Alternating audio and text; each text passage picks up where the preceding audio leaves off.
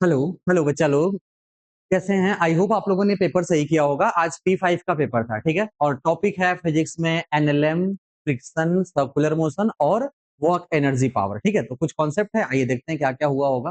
पहला सवाल है जिसमें आपको बोला गया है कोई एक ऑब्जेक्ट है और उस पर कुछ फोर्स लगाया जा रहा है, यहाँ फ्रिक्शन भी है, ठीक है ना। ओके, और ये कांस्टेंट वेलोसिटी से चल रहा है, कांस्टेंट स्पीड से चल रहा है। इसका सिंपल सा मीनिंग ये है कि इस पे नेट फोर्स जीरो लग रहा होगा। आगे की ओर आपने लगाया फोर्स, तो पीछे क्या लगेगा? फ्रिक्शन लगेगा। और ये फोर्स फ्रिक्शन के ही बराबर होगा, तभी तो ये कांस्टेंट स्पीड से चल रहा है। तो अप्लाइड फोर्स की पहले वैल्यू बताओ किसके इक्वल है। तो ये है एफ एस मैक्स, यानी फ्रिक्शन फोर्स की मैक्सिमम वैल्यू। और फ्रिक्शन फोर्स की मैक्सिमम वैल्यू किसके इक्वल होती है? Mu times of normal. ठीक है, और म्यू कितना दिया है? 0.6, और नॉर्मल होगा mg के इक्वल, मास है 10 और g कितना है 10। इसको मल्टीप्लाई करो, आपके पास आंसर होगा 60 न्यूटन। यानी कि फोर्स आपने कितना लगाया? 60 न्यूटन। अब हमें क्या करना है? We have to calculate work done by this unknown force F in displacing the object through 5 metre. मतलब इसको 5 मीटर डिस्प्लेस करना है और वर्क डन बताना है। तो बताइए वर्क डन बाय फोर्स किसके इक्वल होगा? फोर्स मल्टीप्लाइड बाय इनकी डायरेक्शन का डिस्प्लेसमेंट। फोर्स है 60 न्यूटन और डिस्प्लेसमेंट किसके इक्वल है भाई? 5 metre. S is equal to 5 metre. ये 60 मल्टीप्लाइड बाय 5, ये कितना आएगा? 300 जूल। सिंपल सा लॉजिक है। ओके, 300 जूल आएगा। और सुनो, अगर फ्रिक्शन का पूछा होता तो -300 होता। यहाँ फोर्स एफ का पूछा है तो +300 होगा। ठीक है, ओके। चलिए अगले सवाल की तरफ बढ़ते हैं। दूसरे क्वेश्चन में आपसे क्या पूछा गया है? हमें एक ग्राफ दिया है फोर्स और डिस्प्लेसमेंट का, और वर्क डन निकालना है। और सारी यूनिट को ध्यान से देखो, एक डाइन है और ये सेंटीमीटर है। इसका मतलब ये सीजीएस सिस्टम की यूनिट्स है। और जो हमारा आंसर आएगा वो अर्ग में आएगा। यहाँ सारे ऑप्शन अर्ग में दिए हुए हैं। करना क्या है भाई? कॉन्सेप्ट इतना है कि सिंपल आपको एरिया निकालनी है और सारे एरिया को जोड़ देना है। एक बात सोचो, छोटे छोटे एरिया निकालो। ये पहली जो एरिया है A1, इसकी एरिया कितनी होगी? सर ये ऊपर की एरिया पॉजिटिव, नीचे की एरिया क्या होती है? नेगेटिव। तो ये एरिया कितना है? 10 मल्टीप्लाइड बाई 2, क्या ये 20 है? पहला एरिया। उसके बाद 20 मल्टीप्लाइड बाई 1, देखो 4 और 5 के बीच में 1 आएगा, तो दूसरी एरिया होगी 20 multiplied by 1, that is equal to 20। Okay, उसके आगे तीसरी एरिया नेगेटिव होगी 5 और 6 के बीच में। इसका ये 10 वैल्यू है into 1, A3 equal to minus of 10 multiplied by 1, क्या ये -10 होगा? okay. अब लास्ट फोर्थ एरिया हमें 8 तक बताना है। ओके, 6 इक्वल टू 8 तक बताना है। 8 तक में 6 to 8 में इसका बेस होगा 2 और इसका परपेंडिकुलर कितना हो जाएगा? 10। तो A4 इज इक्वल टू, और ये प्लस होगा, कितना होगा भाई? 2 मल्टीप्लाइड बाई 10, ये किसके इक्वल है? 20। अब बताओ net work done equal to total area. Total area कितना होगा? 20 plus 20 -10 plus 20, it is going to be 50 joule. हाँ, 20 20 20 60 -10, ये किसके इक्वल होगा? 50। और अर्ग नहीं आएगा, जूल नहीं आएगा बच्चा, ये किस में आएगा? अर्ग में आएगा। ठीक है, ताकि सारी, क्योंकि सारी यूनिट्स किस में दी हुई हैं? आपके सीजीएस सिस्टम में, तो आपका आंसर भी किस में आएगा? सीजीएस में आएगा। ठीक है, चलो अगले सवाल की तरफ बढ़ते हैं। एक फोर्स दिया है और वेलोसिटी दिया है, पावर की बात करनी है। ये बताओ पावर की वैल्यू क्या होती है? फोर्स डॉट वेलोसिटी, है ना। फोर्स और वेलोसिटी के बीच का कौन सा प्रोडक्ट करना होता है? Dot product. यहाँ पे डॉट प्रोडक्ट करना है, डॉट प्रोडक्ट करो ना। पहले आई को आई में मल्टीप्लाई, जे को जे और के को के। 4 इंटू 2 कितना होगा? 8 प्लस 1 इंटू 2 कितना होगा? 2 माइनस 2 इंटू 3 कितना आ जाएगा? 6। इसकी वैल्यू कितनी आ गई? 4 वॉट। ये तो सही आ रहा है। ओके, इन्होंने यही दिया भी है कि जो पावर है वो 4 वॉट है। And power is defined by F dot v, ये बात तो सही है। और ये भी वैल्यू क्या है? सही है। तो इसका मतलब कि दोनों ही स्टेटमेंट क्या है? करेक्ट है। चलिए आगे की तरफ बढ़ते हैं। नेक्स्ट हमें क्या करना है? ग्राफ बिटवीन अंडर रूट ई के एंड 1/p, के इज काइनेटिक एनर्जी। मतलब मोमेंटम और काइनेटिक एनर्जी का रिलेशन है। ध्यान से देखना, मोमेंटम और काइनेटिक एनर्जी क्या होता है? काइनेटिक एनर्जी का जो फॉर्मूला होता है ये होता है p²/2m, ये तो आप जानते होंगे की बात है। ओके, तो ये बताओ जो p² है इसकी वैल्यू 2m के टाइम है। हमें अंडर रूट के का निकालना है, यानी p equal to under root 2m into under root K. अब ध्यान से सुनना, हमें ग्राफ p और अंडर रूट के का नहीं बताना है, हमें 1/p और अंडर रूट के का बताना है। तो ऐसे लिखो, अंडर रूट के इंटू 1/p इक्वल टू किसके इक्वल होगा? 1/√2m, जो कि क्या है? कांस्टेंट है। समझ गए आप इतना? ये तो कांस्टेंट है। अंडर रूट के को कुछ मान लो, यहाँ पे ये है y और ये है इन 1/p is x, y into x constant है। मतलब दो चीजों का प्रोडक्ट जब कांस्टेंट होता है तो ग्राफ क्या बनता है? ग्राफ बनता है रेक्टेंगुलर हाइपरबोला। क्या ग्राफ कुछ ऐसा बनेगा? ऐसा केवल एक ही ऑप्शन है, ऑप्शन है थर्ड। ठीक है, चलिए नेक्स्ट क्या करना है हम लोग को। आगे एक प्रॉब्लम है, हमें बताना है कि कुछ अलग अलग पाथ है जिसमें अलग अलग वर्क डन है और उस वर्क डन की रिलेशंस बताने हैं। ठीक है, तो सिंपल सा बात है भाई, work done moving a particle A to B along different path what do respectively इनकी ग्रेविटेशनल फील्ड। सबसे इंपॉर्टेंट बात क्या है? Gravitational field. ग्रेविटेशनल फील्ड एक कंजर्वेटिव फील्ड होता है और कंजर्वेटिव फील्ड का वो जो वर्क डन है या उसके अगेंस्ट वर्क डन है वो पाथ पे डिपेंड ही नहीं करता, वो इनिशियल और फाइनल पॉइंट पे डिपेंड करता है। मतलब आप कहीं से भी जाओ सारे वर्क डन बराबर होंगे। इसका मतलब W1 W2 W3 सब क्या होंगे? बराबर। चाहे ग्रेविटेशनल फील्ड हो, इलेक्ट्रिक फील्ड हो, ये सारे में वर्क डन क्या होगा? सेम होगा। नेक्स्ट अगले प्रॉब्लम की तरफ बढ़ते हैं। यहाँ पे ध्यान से देखिएगा, एक सैटेलाइट है जो घूम रहा है, इसका कुछ रिवॉल्यूशन दे रखा है, हाइट दे रखी है, work done by gravitational force. ऐसा सोचो कि ये अर्थ है, इसके अबाउट कोई सैटेलाइट घूम रही है इस तरीके से, ये सैटेलाइट है और इसको ऐसा घुमाया जा रहा है। एक बात बताओ, इस पे जो ग्रेविटेशनल फोर्स लगेगा वो तो सेंटर की ओर लगेगा, यानी ग्रेविटेशनल फोर्स ही सेंट्रिपिटल फोर्स है और सेंट्रिपिटल फोर्स का वर्क डन तो जीरो होता है ना। क्यों भाई? क्योंकि फोर्स और डिस्प्लेसमेंट आपस में क्या होंगे? परपेंडिकुलर। और फोर्स डिस्प्लेसमेंट अगर परपेंडिकुलर होता है तो नेट वर्क डन क्या हो जाएगा? जीरो के बराबर हो जाएगा। ओके, तो आई होप आपने ये सब सही किया होगा। अब इसके आगे की तरफ बढ़ते हैं, नेक्स्ट प्रॉब्लम के। देखिए, इसमें आपसे पूछा है work done by friction force on a pencil in drawing a complete circle of radius 1/π metre. और कुछ और दे रखा है कि नॉर्मल फोर्स हम लगा रहे हैं 5 न्यूटन। तो आप ऐसे समझो कि आपने पेंसिल लगाई और पेंसिल से ऐसे सर्कल ड्रॉ कर रहे हैं। जब तुम सर्कल ड्रॉ करोगे तो आप उसको नीचे की ओर कंप्रेस दबा रखे हैं। जब नीचे की ओर दबा रखे हैं तो इसका मतलब आप नॉर्मल दिए हैं। नॉर्मल से आएगा फ्रिक्शन, और फ्रिक्शन और मल्टीप्लाइड बाय कुछ डिस्प्लेसमेंट। ओके, तो कुछ तो वर्क डन आएगा। देखो, सबसे पहले हम फ्रिक्शन फोर्स निकालेंगे। फ्रिक्शन फोर्स किसके इक्वल होगा? Mu times of normal. Mu यहाँ पे कितना दे रखा है? 0.5 मल्टीप्लाइड बाई नॉर्मल कितना है भाई? नॉर्मल है 5 न्यूटन। क्या ये 2.5 न्यूटन का फ्रिक्शन फोर्स लगेगा? ये तो पक्की बात है। 2.5 का फ्रिक्शन फोर्स लग गया। ये बताओ इसका टोटल डिस्प्लेसमेंट कितना होगा पूरा एक चक्कर लगाने में? तो ये तो पेरीमीटर के इक्वल होगा 2πr। और 2πr की वैल्यू है 1/π मीटर। 1/π रखोगे आंसर आएगा 2 मीटर। ठीक, सोचो। लेकिन प्रॉब्लम ये है कि जैसे आपने ऐसा सर्कल बनाया, तो इस मान लो राइट क्लॉकवाइज डायरेक्शन में आपने सर्कल बनाया, फ्रिक्शन तो उल्टा लग रहा होगा ना, एंटी क्लॉकवाइज। तो जिधर फोर्स ऑफ फ्रिक्शन है उधर डिस्प्लेसमेंट नहीं है, दोनों के बीच का एंगल 180 डिग्री है। तो क्या work done minus of F into S होगा? वर्क डन नेगेटिव होगा। Okay, minus force of friction is 2.5 Newton multiplied by displacement is 2। क्या माइनस ऑफ 5 जूल का वर्क डन होगा? माइनस इसलिए कि फोर्स और डिस्प्लेसमेंट दोनों क्या है? अपोजिट डायरेक्शन में है। ठीक है, चलिए नेक्स्ट क्वेश्चन की ओर बढ़ते हैं। अगला सवाल क्या है? आपसे पूछा गया work done in moving the block from A to C. यहां से यहां का वर्क डन बताना है और आपको दिया है ए से बी का वर्क डन। ओके, ए से बी का वर्क डन कितना है? 3 जूल। और बी टू सी का वर्क डन आपको कितना दे रखा है? 4 जूल। एक बात बताओ, अगर हम कंजर्वेटिव फोर्स की बात करें, अभी कुछ सेकंड पहले बात किया था, कंजर्वेटिव फोर्स में वर्क डन पाथ पे डिपेंड नहीं करता है। आप यहां से ए से सी जा रहे हैं, आप इस रास्ते से अगर जाते हैं तो टोटल वर्क डन 3 + 4 7 जूल का वर्क करना पड़ता है। इसका मतलब यहाँ से जाएंगे तो भी आपको कितना करना पड़ेगा? 7 जूल। या कोई और पाथ को फॉलो करते हुए यहाँ पहुंचोगे तो भी वर्क डन कितना करना पड़ेगा? 7 जूल ही करना पड़ेगा। तो आंसर इज 7 जूल। ओके, चलिए coming to the next one. अब हमें क्या करना है? एक चेन है, ये बहुत ही इंपॉर्टेंट सवाल है नीट के लिए, ध्यान से देखिएगा।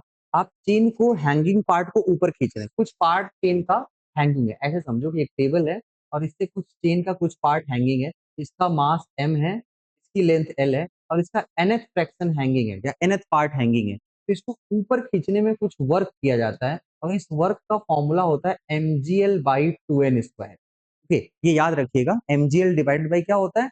2n²। और यहाँ पे कितना पार्ट हैंगिंग था? 1/3। इसका मतलब n की जगह क्या होगा? 3। और n की जगह यहाँ पे 3 लिखोगे तो mgl/2 इंटू 3 का स्क्वायर। 3 स्क्वायर क्या होता है? 9 मल्टीप्लाइड बाई 2 क्या होगा? 18। कौन सा ऑप्शन हो जाएगा आपके पास? 4। ओके, चलो नेक्स्ट आगे की तरफ बढ़ते हैं। ध्यान से देखो, एक फोर्स गिवन है आपको और इनिशियल और फाइनल डिस्प्लेसमेंट गिवन है और टाइम दिया हुआ है, मतलब वर्क हो रहा है, टाइम है, पावर निकालना है। सिंपल सा लॉजिक। बाकी हम लोग कुछ पढ़ेंगे भी नहीं। हम क्या निकालने वाले हैं पहले यहाँ पे, पहले निकालेंगे डिस्प्लेसमेंट। डिस्प्लेसमेंट एस क्या होगा, फाइनल पोजीशन माइनस क्या होगा, इनिशियल पोजीशन। फाइनल पोजीशन किसके इक्वल है भाई, 5i4j, 5i प्लस क्या होगा 4j कैप, इनमें से माइनस करना है किसको, -3i minus of 2j cap. सोचो जरा, 5i माइनस ऑफ -3i, क्या ये 8i होगा, है ना, okay, plus 4j minus of -2j, ये किसके इक्वल होगा, 6j कैप। और ये सारा कुछ किसमें है, मीटर में, तो यूनिट कन्वर्ट करने की जरूरत नहीं है। अगला स्टेप हमारा क्या होने वाला है, वर्क डन कैलकुलेट करना। वर्क डन कैसे होगा, फोर्स डॉट डिस्प्लेसमेंट। फोर्स की वैल्यू कितनी है, 3i प्लस क्या होगा 4j कैप, प्रोडक्ट किसके साथ करना है, डिस्प्लेसमेंट, 8i प्लस क्या होगा 6j कैप। अब बताओ ये कितना होगा, i को i में मल्टीप्लाई, 8 इंटू 3 24 प्लस 4 इंटू 6 ये भी कितना होगा 24, क्या ये 48 आ गया, ये कितना आ रहा है 48 जूल। और हमें निकालना क्या है, average power, that is total work done by time interval. Work done is 48 joule and time is given to you, that is 6 second. 6 से डिवाइड करिए, you will have answer that is 8 watt. Okay, पहला ही option correct है, समझ पाए, okay. चलो आगे की तरफ बढ़ते हैं।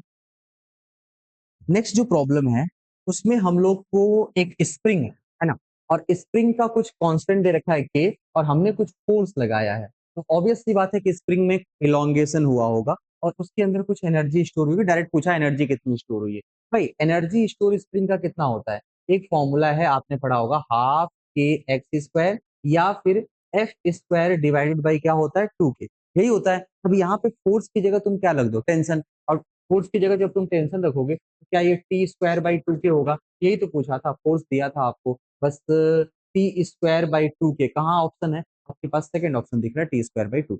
क्लियर है, ओके, चलिए आगे की तरफ बढ़ते हैं। नेक्स्ट देखिए, in a vertical circle of radius r at what point its speed the particle may have tension equal to 0। देखो ये क्रिटिकल कंडीशन का सवाल है, सर्कल तो कंप्लीट हो रहा है, समझ पाए, ऐसा सवाल में दिया है कि सर्कल हो रहा है, तो जब सर्कल होगा तो सबसे लोएस्ट पॉइंट पे टेंशन सबसे क्या होता है, मैक्सिमम, और सबसे हाईएस्ट पॉइंट पे टेंशन सबसे क्या होता है, मिनिमम, ओके। और क्रिटिकल कंडीशन में ये मिनिमम टेंशन 0 हो सकता है जब यहाँ की स्पीड अंडर रूट क्या हो 5gl और यहाँ की स्पीड क्या हो अंडर रूट gl। अगर ऐसा है तो टेंशन 0 हो सकता है, तो कहां पर होगा वो पॉइंट पूछा है कि कौन सी पॉसिबल पॉइंट है, तो सबसे पॉसिबल पॉइंट क्या है, 28। क्लियर हुआ, ओके। चलो नेक्स्ट प्रॉब्लम की तरफ बढ़ते हैं। देखिए, a stone is attached to one end of a string and it is worn in vertical circle, same सवाल है, वर्टिकल सर्कल का प्रॉब्लम है, और tension in the string is maximum when, tension सबसे लोएस्ट पॉइंट पे maximum होता है। Lowest point पे स्ट्रिंग कैसी होती है भाई, वर्टिकल होगी और सबसे लोएस्ट पॉइंट होगा। तो आपसे पूछा स्ट्रिंग इज हॉरिजॉन्टल, ये तो गलत है, string is vertical with stone eight highest point, नहीं नहीं, यहाँ तो मिनिमम हो जाएगा, हमें तो मैक्सिमम बताना है। String is vertical with tension eight lowest position, हाँ ये बात सही है, लोएस्ट पोजीशन पे टेंशन सबसे क्या होता है, ज्यादा होता है, तो ये आप कर सकते थे आराम से, ठीक है। चलो आगे की तरफ बढ़ते हैं।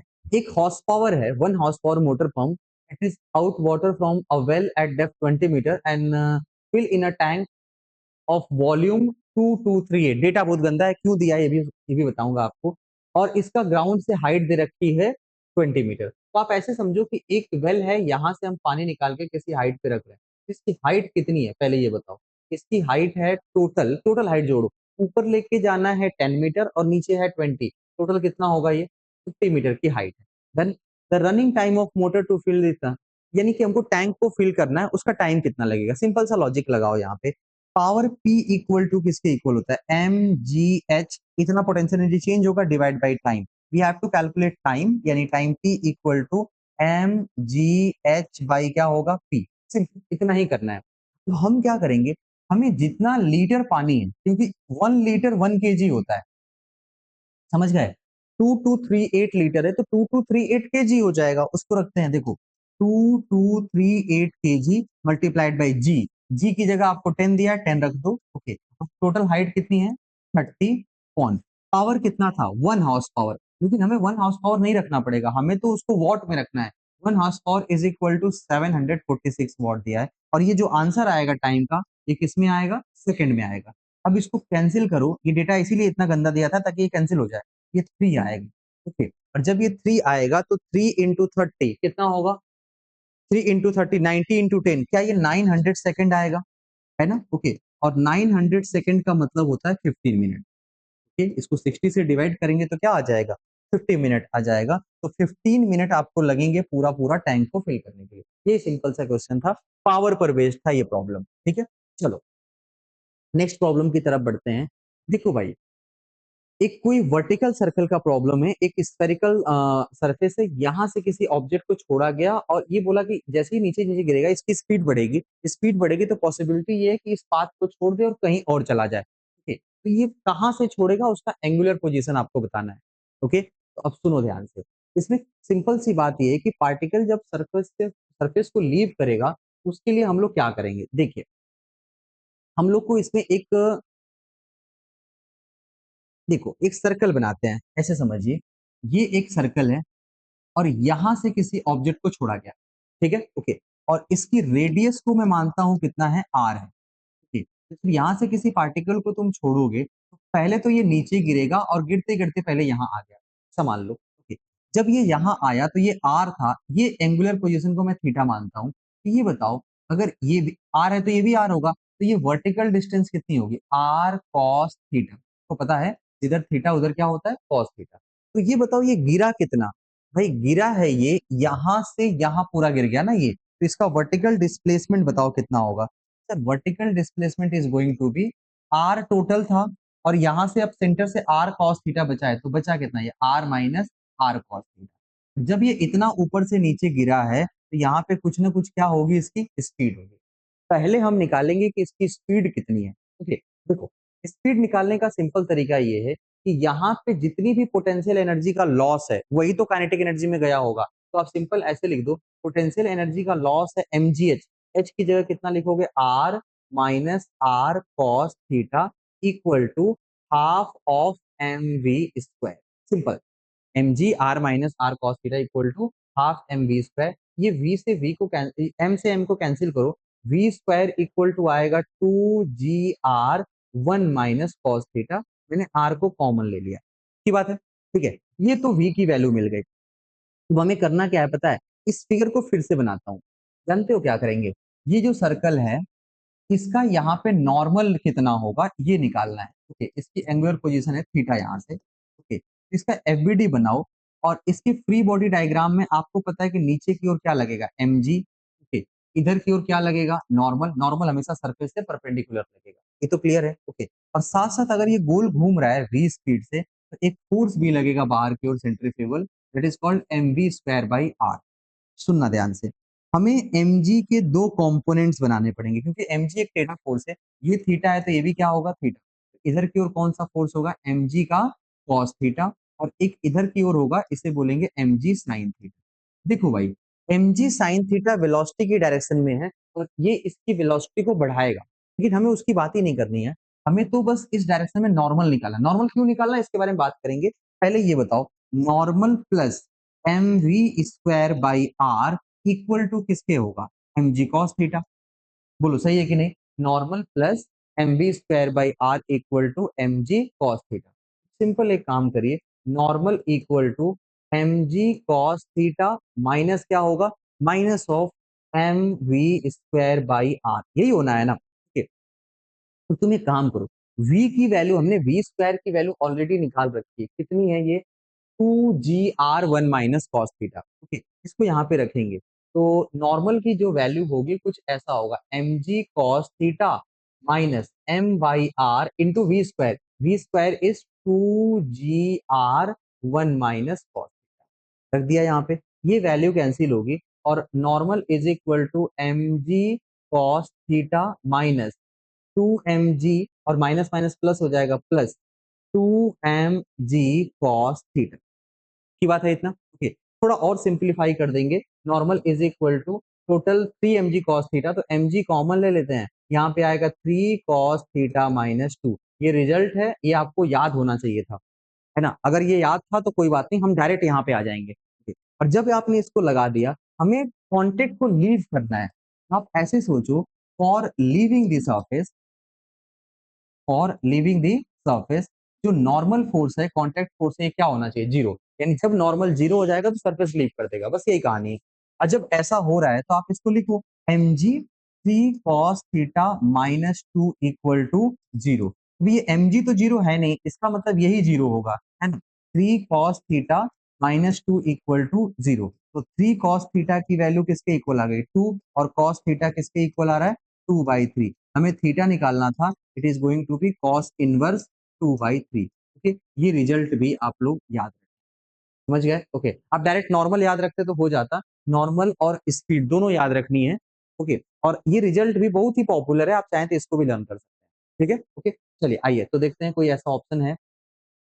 देखो भाई, हमसे पूछा था कि ये पार्टिकल कहाँ पर कांटेक्ट लूज करेगा, तो इसके लिए तो theta equal to cos inverse 2/3, यही तो प्रॉब्लम है। ओके, चलिए आगे की तरफ बढ़ते हैं, नेक्स्ट प्रॉब्लम।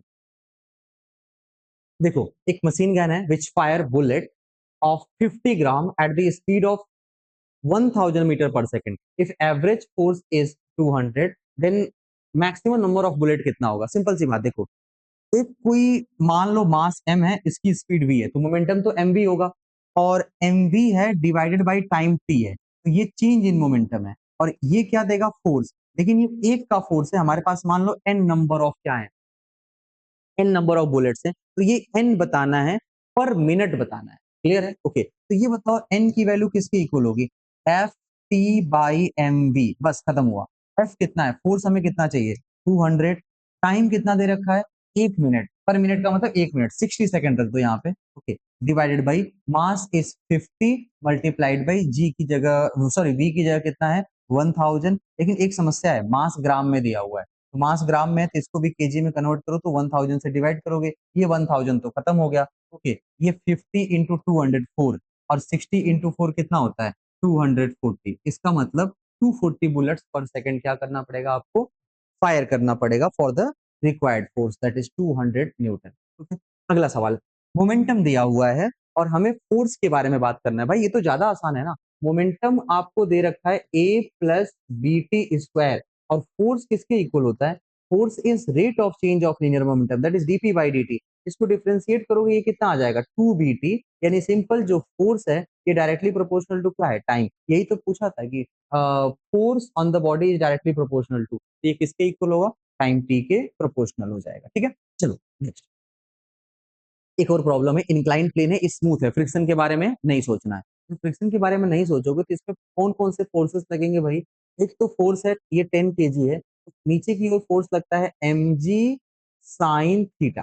ओके, ये थीटा 53 अभी रखेंगे, और ऊपर की ओर इसमें क्या लगेगा कुछ टेंशन, अभी टेंशन कितना है हमको पता नहीं है। और यहाँ पे बोल रहा है body of mass 10 kg swing the figure accelerating down, ये नीचे की ओर जा रहा है with the acceleration of 2 metre पर सेकंड स्क्वायर, 2 मीटर पर सेकंड स्क्वायर। पहले इसकी वैल्यू निकालो, M G sine theta, M G sine theta किसके इक्वल है भाई, एम कितना है, M is 10, G is 10, sine 53 होता है 4/5, 4/5 को 0.8 बोलेंगे, और आप इसको सॉल्व करेंगे आंसर आएगा 80 न्यूटन। आंसर कितना आएगा 80 न्यूटन। तो इसमें फोर्स की इक्वेशन लिख दो जरा, फोर्स की इक्वेशन क्या होगी भाई, 80 नीचे लगा टी ऊपर लगा, तो 80 माइनस टी, 80 माइनस टी क्या ये नेट फोर्स है, divided by mass of the object, mass कितना है 10, यही आपका एक्सेलरेशन है, और एक्सेलरेशन कितना दिया हुआ था 2 गिवन था, खत्म हुआ। okay, अब सोचो मुझे टी निकालना है, 80 minus T is equal to 20, and T is equal to क्या होगा 80 माइनस 20, किसके इक्वल आएगा ये 60 न्यूटन, पहला ही ऑप्शन है। क्लियर हुआ। ओके, चलो नेक्स्ट देखो ध्यान से, हमें क्या दिया हुआ है, अरे वाह ये बहुत ही प्यारा सा प्रॉब्लम है। देखो एक पार्टिकल, इसका मास गिवन है, ठीक है, ओके, और इसकी पोजीशन गिवन है, और आपको वर्क डन पूछा है इन फर्स्ट 4 सेकंड। क्लियर है। ओके, अब सिंपल सी बात है, हमारे पास एक थियरम है that is called work energy theorem. अब वर्क एनर्जी थियरम क्या बोलता है कि किसी भी पार्टिकल पर या सिस्टम पे कुल वर्क डन उसके चेंज इन काइनेटिक एनर्जी के बराबर होती है, ठीक है? सारे फोर्सेस का वर्क डन, और ये होता है half M we square minus U square, V final speed है, यू इनिशियल स्पीड है। समझ गए। ओके, अब सुनो ध्यान से, अब ये स्पीड कैसे निकलेगा, पोजीशन दिया हुआ है x इक्वल टू क्या गिवन है 3t minus 4t square plus क्या है टी क्यूब। पहले इसको तुम डिफरेंशिएट करो, तुम्हें वेलोसिटी आ जाएगी v equal to D X by D T, इसकी वैल्यू होगी 3 माइनस 8t, और प्लस क्या होगा 3t स्क्वायर। ये सिंपल सा कॉन्सेप्ट है। क्लियर हुआ। ओके, अब मुझे जीरो फर्स्ट 4 सेकंड तो आप t इक्वल टू 0 पे जाओ, आपको इनिशियल वेलोसिटी मिलेगी। जब 0 रखोगे तो ये सारा 0 हो जाएगा, आंसर आएगा 3। आंसर किसमें आएगा? 3 मीटर पर सेकंड। और ऐसे ही जब t इक्वल टू 4 पुट करेंगे हम लोग, ओके, तो v इक्वल टू किसके इक्वल आएगा? 4। 3 minus 8 into 4 plus 3 multiplied by 4 square, यही आना है। ठीक, अब इसको सॉल्व करो, ये कितना आएगा देखो, 3 माइनस 32 और प्लस 48, ये जो आंसर आएगा ना, ये आएगा 19। ये कितना आएगा? 19। तो हमें इनिशियल स्पीड भी मिल गई, फाइनल स्पीड भी मिल गई।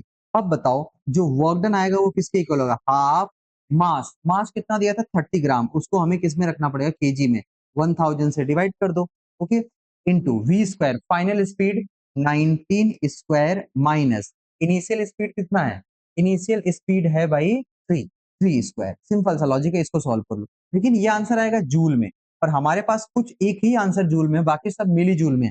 काम करो, इस 1000 को हटा दो और यही आपका आंसर किसमें हो जाएगा? Milli joule. इसको कैलकुलेट कर लेना, शायद 490 या 550 के आसपास आ जाएगा। क्लियर है? या 528 अगर आता है, मुझे आंसर याद है इसका, 528 आता है, तो 528 को 530 के आसपास कर लेंगे। कैलकुलेशन है, सिंपल सा कर लीजिएगा, ए प्लस बी ए माइनस बी लगा। ठीक है, चलो अगले प्रॉब्लम की तरफ बढ़ते हैं। नेक्स्ट ध्यान से देखिए, ये मैच द कॉलम का प्रॉब्लम है, ठीक है, ओके। और आप ध्यान से देखो, ए बी सी, आपको ग्राफ में ना आपको बहुत सारा चीज दे रखा है। इसमें दिया हुआ है कि वर्क डन बताना है, ओके। और कुछ ग्राफ हैं, इसका वर्क डन पी, पहले का पी है, इसके आगे क्यू होगा, इसके आगे हाँ, पी क्यू आर एस, हाँ 4 दिया हुआ है, ऐसे समझो। एक काम करते हैं, पहले यहाँ से ध्यान से देखो, हमें एरिया निकालना है, वर्क डन आ जाएगा। एरिया निकालेंगे, क्या आ जाएगा? Work done. अब हम सबका एरिया नहीं निकालेंगे भाई, देखो ए का पी है, ए का क्यू है, ए का एस है, ए का आर है, मतलब ए में चारों अलग अलग है, हम केवल ए का निकालेंगे, आंसर आ जाएगा। ठीक है, ए कहाँ है? ए यहाँ पे है, देखो इसकी एरिया निकालो। बताओ ऊपर की एरिया कितनी होगी? Half base into height. Half base कितना है भाई? इसका बेस है 4 और हाइट है 100, किसके इक्वल आएगा ये? 200। पहले तो 200 जूल हुआ, और नीचे की एरिया निकालो, ये 4262 है, 50 इंटू 200 आ जाएगा। नीचे की एरिया है 100, तो इसलिए हम इसको क्या मानेंगे? -100। ये बताओ, ये -100 है, ये +200 है, ओवरऑल वर्क डन कितना हो गया पहले का? 200 माइनस 100, इसका मतलब 100 हो गया। अब 100 है, पहले का 100 ही है, 100 में एक ही ऑप्शन है, मतलब कि पहले का पी है, पहला ही ऑप्शन कंप्लीट हो जाएगा। एक ही कर लो, काम हो जाएगा, ओके। बाकी और भी आप चेक कर सकते हैं similarly. Now coming to next one, देखो हमें क्या करना है, दो मासेस हैं M1 और M2, और यहाँ पे गिवन है कि M2 बड़ा है, M1 छोटा है, तो इसका सिंपल सा मतलब है इसे नीचे जाना चाहिए और इसे क्या होना चाहिए? ऊपर। लेकिन ऐसा हो नहीं रहा है, यहाँ पे इसको हम कांस्टेंट वेलोसिटी v से नीचे खींच रहे हैं, मतलब कोई एक एक्सटर्नल पर्सन होगा जो नेट फोर्स के बराबर फोर्स लगा रहा होगा, तो वो फोर्स कितना लगा रहा है जरा बताओ तो? नीचे लगा M2g माइनस क्या लगा? M1g, ये दोनों का जो नेट फोर्स है वही वो आदमी फोर्स लगा रहा होगा। तो पावर किसके इक्वल होता है? Force into velocity, instantaneous power equal to, तो यानी कि m2 minus m1g times of velocity. Simple सी बात है, ये कहाँ पे कौन सा आंसर है? m2 minus m1g into velocity. ये आपका इंस्टेंटेनियस पावर हो गया उस पर्टिकुलर सिस्टम पर जो एक्सटर्नल एजेंट ने लगाया है। आइए अब आगे की तरफ बढ़ते हैं, कुछ स्टेटमेंट है और आपको बताना है कि इनकरेक्ट स्टेटमेंट कौन सा है रिगार्डिंग कंजर्वेटिव फोर्सेस। अब देखो कंजर्वेटिव एक एक करके पढ़ते हैं क्या क्या होगा। Work done is going from initial to final position is equal to change in kinetic energy of particle. भाई साहब देखो, इसको छोड़ते हैं अभी, इधर से देखो, work done on a particle in this field for a round trip is zero, ये बात तो सही है। कंजर्वेटिव में टोटल वर्क डन क्या होता है? जीरो, अगर आप उसी पोजीशन पे पहुंच गए। Work done doesn't depend on the path but depend on final initial position, ये भी बात क्या है? सही है। पाथ डिपेंडेंट नहीं होता है, नॉन कंजर्वेटिव का पाथ डिपेंडेंट होता है। Work done depend on path but not on initial and final position, ये तो गलत हो गया ना।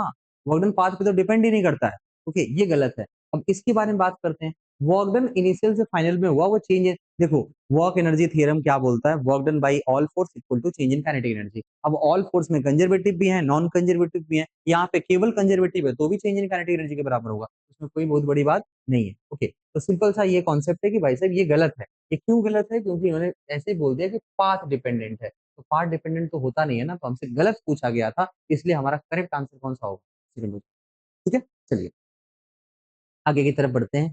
कुछ देखो, एक फोर्स और डिस्प्लेसमेंट का ग्राफ दिया हुआ है और आपसे पूछा है kinetic energy of body at x equal to 3। तो पहले एक काम करो, शुरू में काइनेटिक एनर्जी कितनी थी? शुरू में पार्टिकल की वेलोसिटी थी 0। एक काम करो, ये एफएक्स ग्राफ है। एफएक्स ग्राफ का एरिया क्या होता है? एफएक्स ग्राफ का एरिया होता है वर्क डन, और वर्क डन किसके इक्वल होता है? Change in kinetic energy. तो अब काइनेटिक एनर्जी पता चल जाएगी तो हम लोग का सारा काम हो जाएगा। तो पहले एक काम करो, इनिशियल काइनेटिक एनर्जी निकालो, कितना होगा? Half M we square. ये बताओ, हाफ मास कितना है पार्टिकल का? 2 kg। और वेलोसिटी कितनी थी इनिशियल? 4। 4 स्क्वायर ये किसके इक्वल होगा? 16 जूल के इक्वल हो जाएगा। समझे आप? अब हमें क्या करना है? हमें 3 मीटर, मैं यहाँ पे 3 पर पहुंचता हूँ और इसका मुझे वर्क डन निकालना है। तो एक बात सोचो, ये ऊपर की एरिया कितनी है? सर ये ऊपर की एरिया है half base into height. Okay, इसका बेस है 1 और हाइट है 4, तो आंसर आएगा 2। सिमिलरली यहाँ पे भी इसका सेम आंसर आएगा लेकिन -2 आएगा। क्लियर है? ओके। और ये एक रेक्टेंगल बनेगा, इसकी एरिया कितनी होगी? इसकी एरिया होगी 4 × 1। क्या ये -4 होगा? की बात है। तो नेट वर्क डन कितना होगा? 2 और -2 तो कैंसिल हो गए। नेट वर्क डन किसके इक्वल है? Net work done is -4। और ये -4 क्या होगा? चेंज इन काइनेटिक एनर्जी, यानी कि फाइनल काइनेटिक एनर्जी माइनस क्या होगा? इनिशियल। और हमें क्या बताना है? Final kinetic energy. फाइनल किसके इक्वल होगा? Final is equal to initial और माइनस क्या होगा? 4। इनिशियल कितना था? 16 और -4 कितना आएगा? ये 12 जूल। ये है आपका पूरा पूरा फाइनल काइनेटिक एनर्जी। आपसे पूछा था 3 मीटर। समझ गए? कॉन्सेप्ट क्या था? Work energy theorem. अगला सवाल, तो कोई बॉडी है जो चल रहा है स्मूथ ट्रैक पे, पी से कहीं आर तक जा रहा है।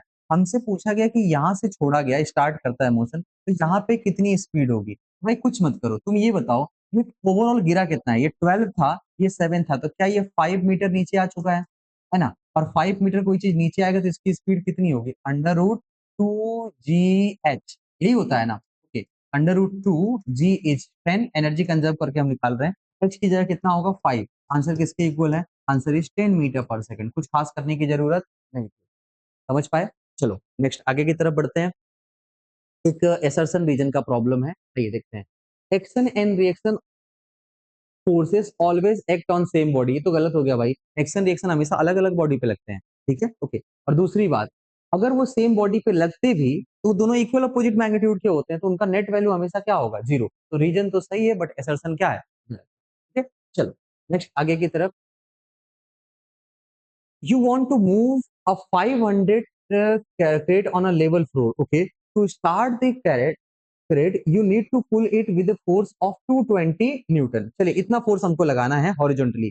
वंस इट स्टार्ट मोशन, और आपको उसको मोशन में रखना है, तो आपको केवल 180 न्यूटन का फोर्स लगाना पड़ रहा है। इसका मतलब कि देखो, दो दो कहानी है यहाँ पे, स्टैटिक और काइनेटिक फ्रिक्शन का कॉन्सेप्ट है।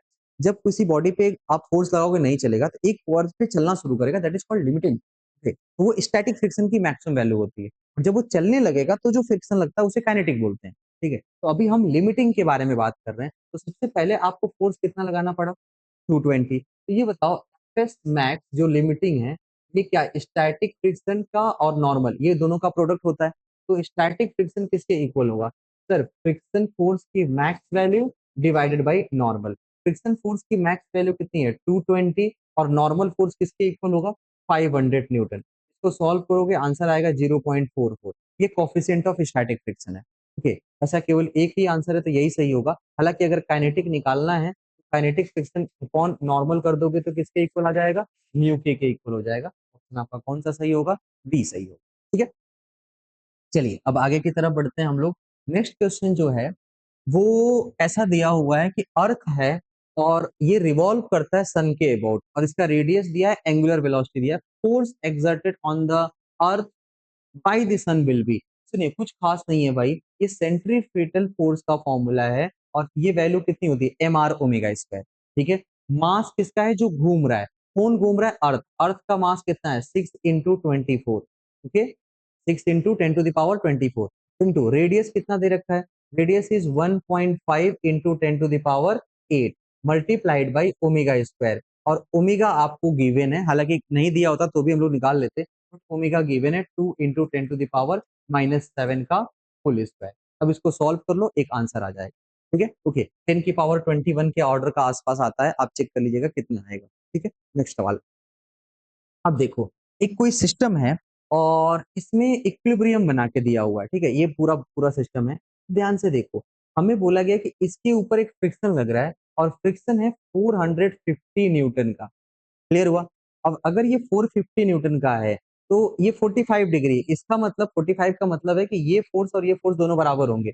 अगर इस पे फ्रिक्शन फोर्स 450 का लगा तो ये वेट भी कितने का होगा? 450 न्यूटन का होगा। कौन सा आंसर है? थर्ड है। ओके, और अगर आप इसको नहीं कर पा रहे हैं तो आप एक काम करिए, इसके टेंशन के दो कंपोनेंट्स करिए और दोनों को बराबर करिए तो भी आएगा। ओके, चलो नेक्स्ट आगे की तरफ बढ़ते हैं। और बोला है एक ब्लॉक है मास m का and it is pulled along horizontal frictionless surface by a rope of mass m।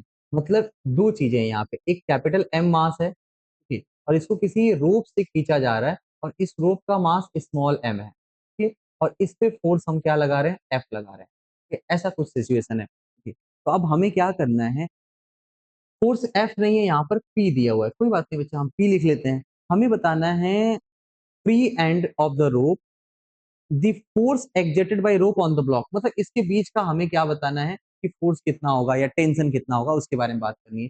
तुम पहले निकालो एक्सेलरेशन, एक्सेलरेशन कितना होगा? Net force by total mass, क्या ये बात सही है? ठीक, और अब तुम ब्लॉक का फ्री बॉडी डायग्राम बनाओ, ब्लॉक का मास m है और मान लो कि यहाँ पे टेंशन फोर्स T लग रहा है और ये a एक्सेलरेशन से आगे जा रहा है, टेंशन T इक्वल टू कितना होगा? मास इनटू एक्सेलरेशन, और एक्सेलरेशन की वैल्यू ऑलरेडी आप निकाल चुके हो, P by capital M plus क्या होगा? Small m। तो यही आपका टेंशन है, ठीक, तो कौन सा ऑप्शन हो जाएगा? डी हो जाएगा, ठीक है। चलिए अगले प्रॉब्लम की तरफ बढ़ते हैं। और एक रोप है, इसकी लेंथ है L and it is pulled by constant force F at what distance in the rope? Distance x from the end where force is applied. Okay, ध्यान से सुनो भाई, ये बहुत ही बेसिक सा लॉजिक है।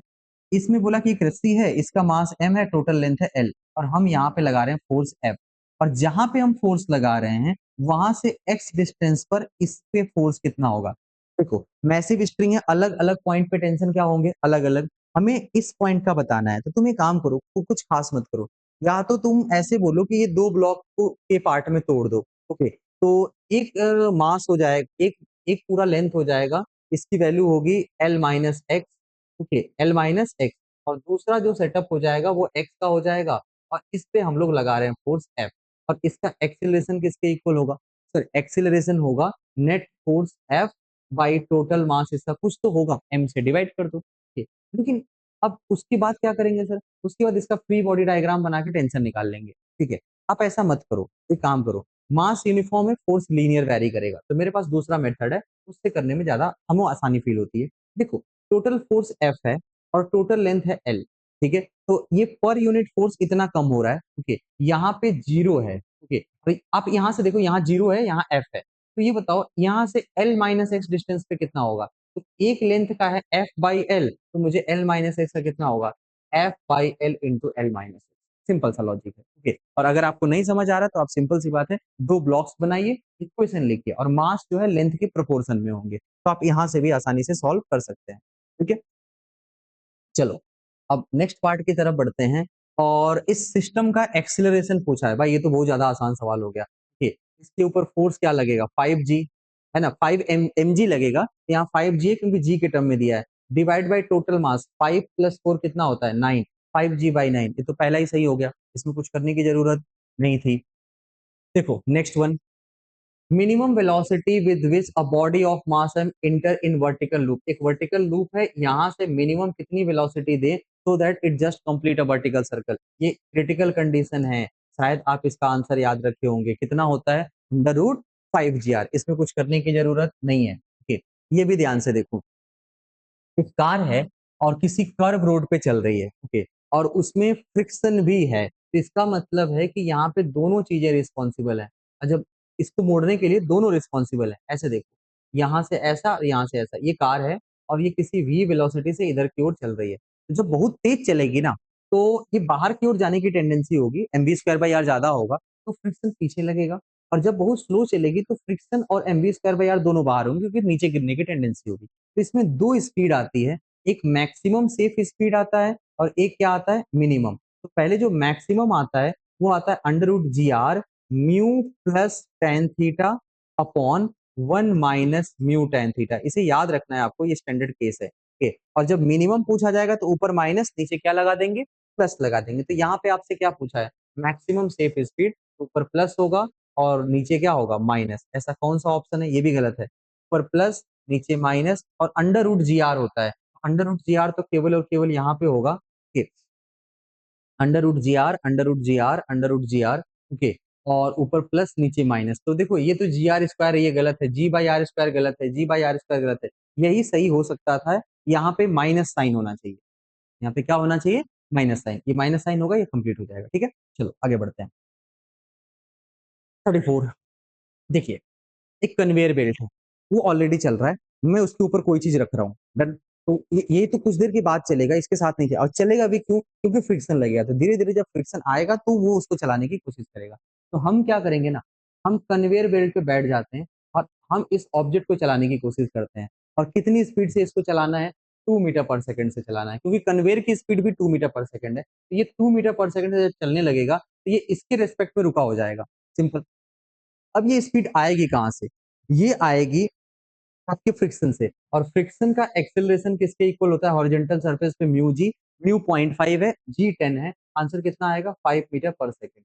अब बताओ, आप इनिशियल स्पीड 0 है, क्या लगाओगे, V square equal to U square plus क्या होगा 2as, हमसे डिस्टेंस पूछा है we square by 2a, we की कितनी वैल्यू है 2 into 2, और 2 टाइम्स ऑफ एक्सेलरेशन इज 5, ये बताओ ये 2/5 किसके इक्वल होगा भाई, ये आएगा 0.4 मीटर, सिंपल सा लॉजिक यही था, ठीक है।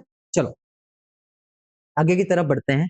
एक प्लेस है where acceleration due to gravity is 10, simple सी बात है, force a force of 5 kg weight act on the body of mass 10 kg initially at rest, the velocity of body after 4 second is, okay, सुनो, 5 kg weight का मतलब है कि 50 Newton का force लगा है, 5 kg weight का मतलब कितना लगा है 50 न्यूटन, और 50 न्यूटन का फोर्स लगने से, okay, act on the body initially at rest, the velocity of body after 4 second, ये बताओ 5 into 4 किसके इक्वल होगा, क्या ये 200 के इक्वल होगा, ये इसका मोमेंटम है, F into T, change in momentum, और चेंज इन मोमेंटम किसके इक्वल होगा, मास इंटू वेलोसिटी, तो बताओ वेलोसिटी किसके इक्वल होगा 200 बाई मास से डिवाइड करो, मास आपको कितना दे रखा है, mass is 10 kg, that is equal to 20 metre पर सेकंड, कुछ खास करने की जरूरत नहीं थी। हमने कौन सा कॉन्सेप्ट लगाया, force multiplied by time T momentum होता है, ओके, क्योंकि इनिशियल जीरो था, चेंज इन मोमेंटम होता है बेसिकली, इनिशियल जीरो था, यहाँ से हमने क्या निकाल लिया,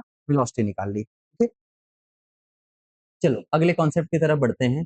एक ब्लॉक है, इसका वेट है W, it is held against vertical wall by applying force F, यानी कि ऐसा कुछ है और आप यहाँ से फोर्स लगा रहे हैं F, ओके, और इसका वेट है W, तो नीचे क्या लगेगा W। अब इसे रोकना है, इसे क्या करना है, रोकना है, ऊपर क्या लगेगा फ्रिक्शन। अब ये फ्रिक्शन फोर्स की वैल्यू कितनी होनी चाहिए भाई साहब, नीचे W लगा है ना, mg लगा, उतना ही फोर्स फ्रिक्शन लगेगा तभी रुकेगा, अदरवाइज नहीं रुकेगा, it means it should be equal to W, है ना। हमसे क्या पूछा है, फ्रिक्शन फोर्स पूछा है, एफ नहीं पूछा है, एफ लेस देन या ग्रेटर देन आ सकता है, but W force, friction force तो किसके इक्वल आएगा, डब्ल्यू के इक्वल ही आएगा।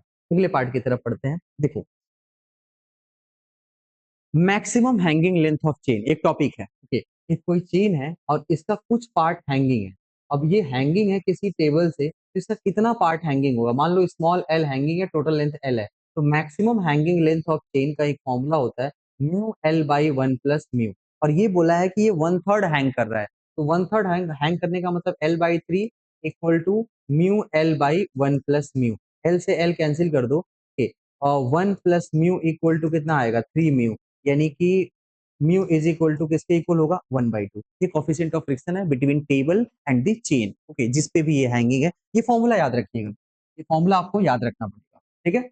चलो नेक्स्ट ध्यान से देखो, you are on frictionless horizontal plane, how can you get off if no horizontal force is exerted by pushing against the surface. ध्यान से सुनिए, आप एक फ्रिक्शनलेस सरफेस में आप चलेंगे, आपके ऊपर कोई फोर्स ही नहीं लगेगा, चलने के लिए भी फ्रिक्शन की जरूरत पड़ती है, ठीक है, ओके, कोई रास्ता है नहीं, कोई एक्सटर्नल फोर्स है नहीं, तो आप यहाँ पे ऑप्शन पढ़ते हैं बाई जंपिंग, जंप करोगे तो वहीं रहोगे, हॉरिजॉन्टल डिस्प्लेसमेंट नहीं आएगा, by rolling on your body on the surface, देखो रोलिंग के लिए फ्रिक्शन की जरूरत पड़ती है, तो ये भी एक पॉसिबल केस नहीं है, जंपिंग भी पॉसिबल केस नहीं है, by running on the plane, भाई दौड़ने के लिए भी फ्रिक्शन की जरूरत तो पड़ेगी, तो बिना सरफेस के नहीं चल सकते, एक ही पॉसिबल केस है बाई स्पीडिंग और स्नीजिंग, सिंपल सा कॉन्सेप्ट है कि आप अपनी बॉडी से कोई भी एयर या फ्लूइड एक्सर्ट करते हैं तो आप एक रॉकेट की तरह काम करेंगे, सिंपल। तो जितना आप तेजी से गैस या कोई चीज आप पीछे की ओर निकाल रहे हैं, आपको उतना ही आगे की ओर फोर्स मिलेगा, ठीक है ना। जैसे रॉकेट काम करता है या बलून काम करता है, वही एक पॉसिबल तरीका है,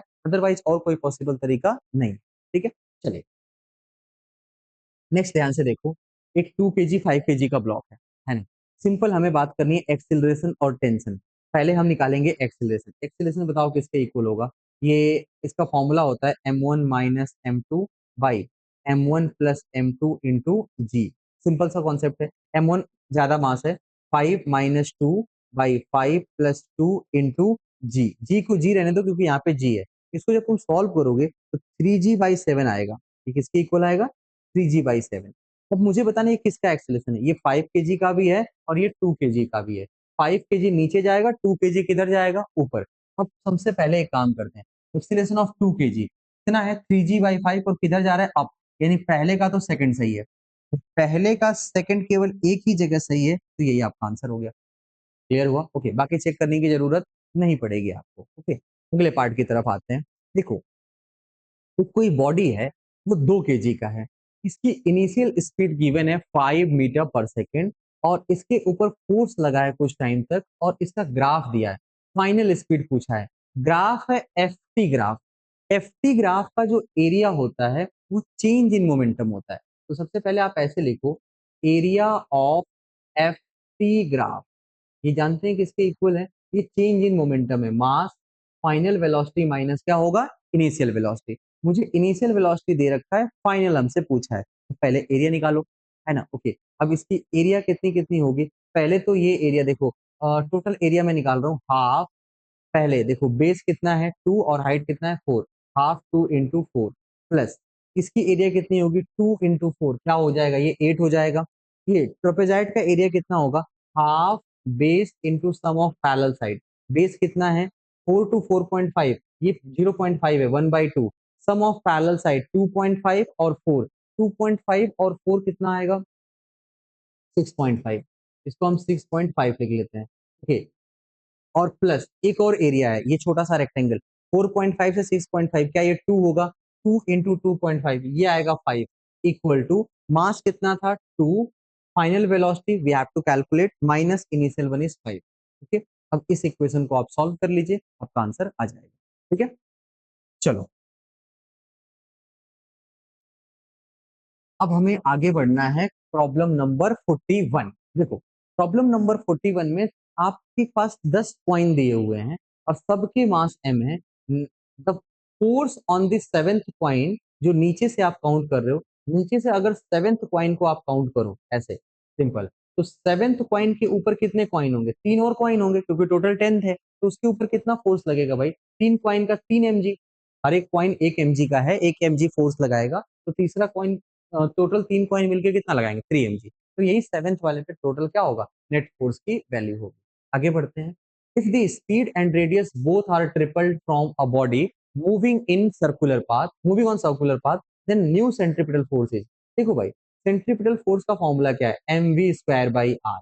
क्लियर है। अब जो नया फोर्स लगेगा, मास तो वही होगा, तो स्पीड को 3 गुना कर दो और रेडियस को भी 3 गुना कर दो, सिंपल। 3 का स्क्वायर 9 होता है और ये 3 हो जाएगा, तो 9/3 क्या 3mv²/r होगा, ओके। जब 3mv²/r होगा तो ये 3 टाइम्स ऑफ प्रीवियस फोर्स आएगा, यानी जो फोर्स है वो पहले का ट्रिपल वैल्यू हो जाएगा, triple of the previous value, ठीक है। चलो आगे की ओर बढ़ते हैं।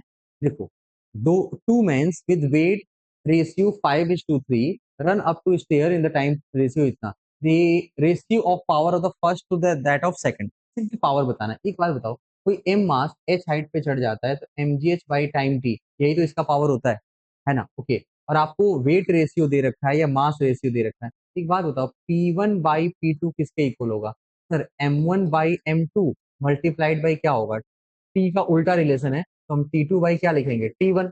और M1/M2 कितना है 5/3 इंटू T1/T2 11/9 दिया हुआ है, हम इसको क्या लिखेंगे 9/11। अब इसको सॉल्व करो, ये कितना आएगा, 3 से कैंसिल कर दो, ये 15 डिवाइड बाई क्या आएगा 11।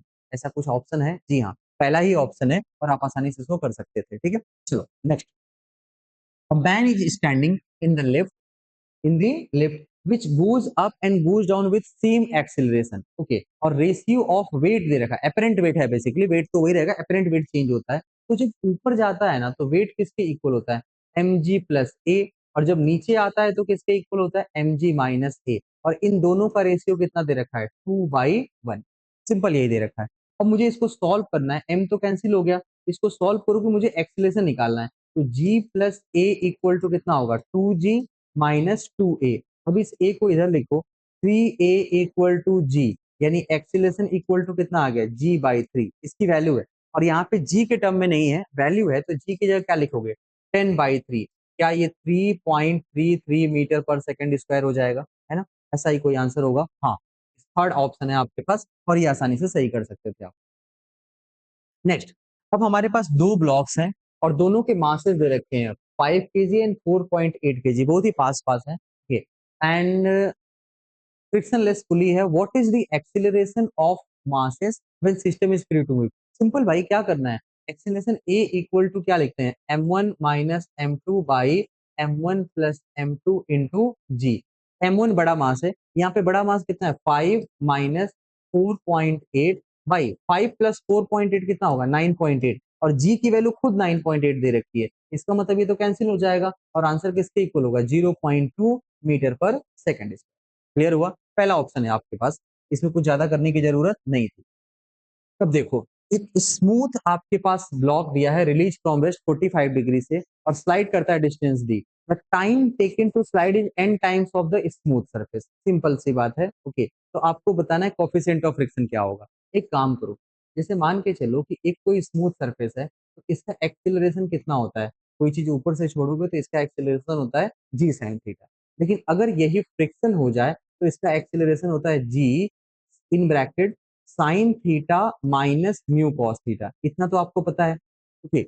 और जो टाइम है किसी एक जगह से दूसरी जगह जाने का टाइम कितना लगता है, इनिशियल स्पीड 0 है, तो s equal to half A T square लगा दो, और t equal to under root 2s/a।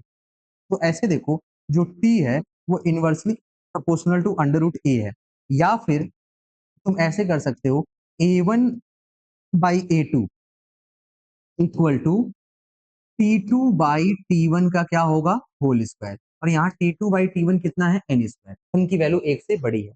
अब A1/A2 क्या करेंगे, पहले एक्सिलरेशन कितना था, g साइन थीटा, और बाद का एक्सिलरेशन कितना था, g sign theta minus of mu cos theta, और इसकी वैल्यू किसके इक्वल है, n स्क्वायर।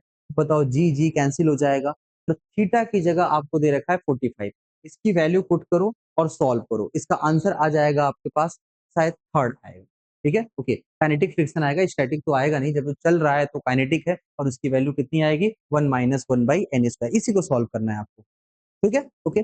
चलिए अब आगे की तरफ बढ़ते हैं, देखिएगा, नेक्स्ट जो प्रॉब्लम है वो है आपके पास 57। देखो, हमें क्या करना है, एक कोई ग्रामोफोन रिकॉर्ड है, रिवॉल्व कर रहा है कुछ एंगुलर वेलोसिटी ओमेगा से, यहाँ ओमेगा होगा, ओके, और ओमेगा से रिकॉर्ड कर रहा है।